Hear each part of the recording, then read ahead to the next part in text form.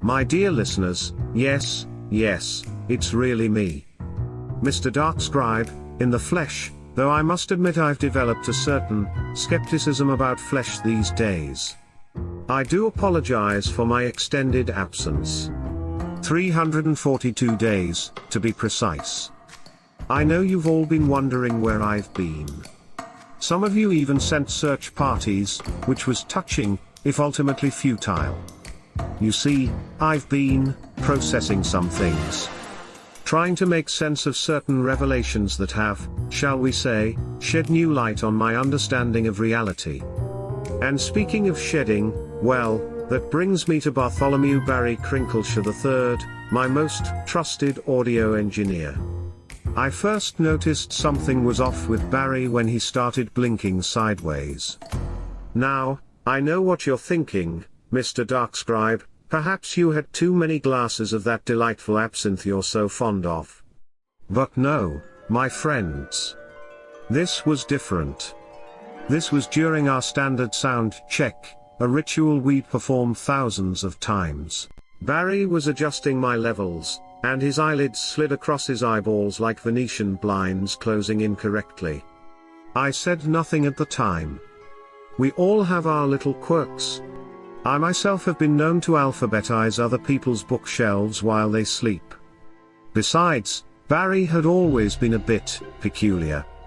The way he'd lick the microphones to test their frequency response. His insistence that our studio's optimal temperature was precisely 85.6 degrees. The curious fact that our rat problem disappeared the same day he started bringing his own lunch. But then came that fateful night in the recording booth. Barry was mixing my latest tale about a haunted metronome, when he just started molting. Right there, in the middle of my most dramatic pause. His skin began peeling off like old wallpaper, leaving some rather unpleasant bits all over my vintage mixing board. "Oh dear, this is embarrassing," he said, his human face hanging off his decidedly inhuman skull. What followed was a rather enlightening conversation. Over tea, for me, and mice, for him, Barry explained that he was part of an ancient species of reptilian sound engineers, who had been secretly running the audio industry since before humans invented recorded sound. Apparently, NPR actually stands for non-primate radio. Unfortunately, their laws regarding human discovery were quite strict. The traditional penalty involved something rather unpleasant with their molting pit.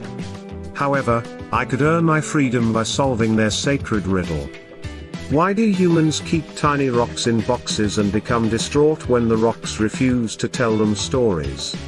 The answer, obviously, was smartphones with dead batteries. I solved it in roughly 45 seconds.